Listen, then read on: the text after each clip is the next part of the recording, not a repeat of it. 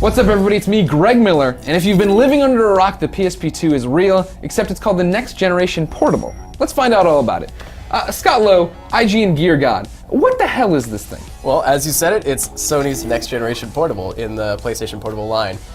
It's got a 5-inch OLED touchscreen, dual analogs finally, and a rear touchpad, as well as 3G networking, so you can pretty much game wherever you want. But it looks exactly like the old one. And it's also way bigger. Yeah, so yeah, the only major difference in terms of like the aesthetic is that it's bigger.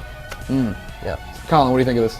I'm pretty excited, first glance. A little reserved about the pricing, the battery life, things of this nature, but the thing that stuck out to me was obviously the technology is great, and of course the software that's been promised for the portable is going to be pretty cool, I think. We got Killzone and Resistance, Wipeout, a lot of first-party stuff, and a lot of third-party promises, so we're going to see where that goes. Nice. Ty, what do you think of it?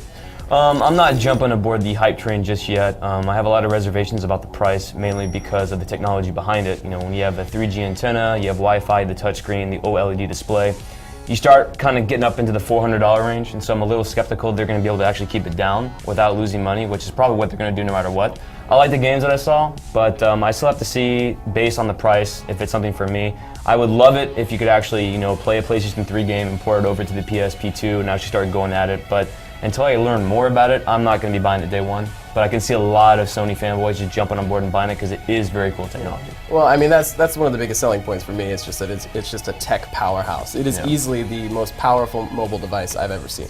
It's got like more processing power than anything that's on the market right now, including like the most powerful smartphones and even tablets. So now, is this Sony pretty much saying, you know what, we're not going to try to chase this iPhone gang like we have with minis that aren't successful and overpriced? This is us going for hardcore gamers who want to play Uncharted on the go. Well, to some degree, I think they have a lot of bases covered actually with this, because they have the powerhouse, but they also have the 3G connectivity, which makes it kind of like constantly available, as well as like this new platform called the PlayStation Suite, which allows them to bring PlayStation games to Android devices like tablets and smartphones, which can also then be played on the NGP. So it's like kind of like one big ecosystem. So it's definitely a direct shot at Apple, but I mean, I don't know if they're really looking to overtake Apple per se. Is it possible, Colin? Could they overtake Apple with any of these things? No, absolutely not. But Apple. What about trophies? The power of trophies. The power of trophies alone can change the world, Greg. Yeah. But I agree. I think it seems like they've learned a lot of lessons from the past. PSP was a commercial success. It sold over 60 million units. That's really the best non-Nintendo handheld in the history of gaming. But the misconceptions with PSP were that it didn't have games. They covered that. And I think the biggest game I think for the platform right now is probably going to be that Call of Duty game. We don't know anything about it, but that's really going to rope in a lot of I think casual gamers and people that want to play over a 3G network.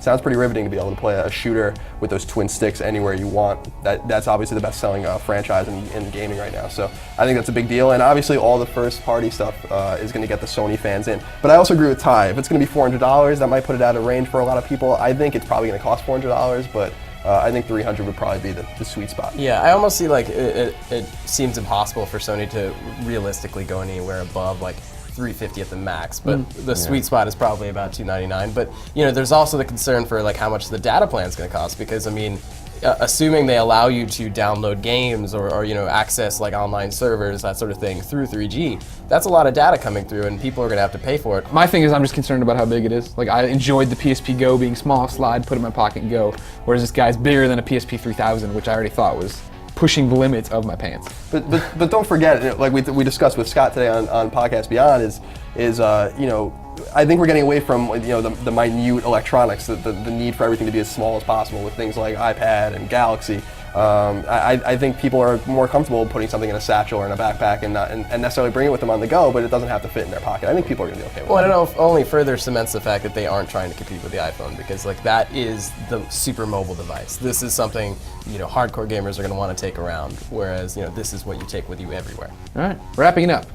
One thing that you think they can do to succeed in the future, Colin, go.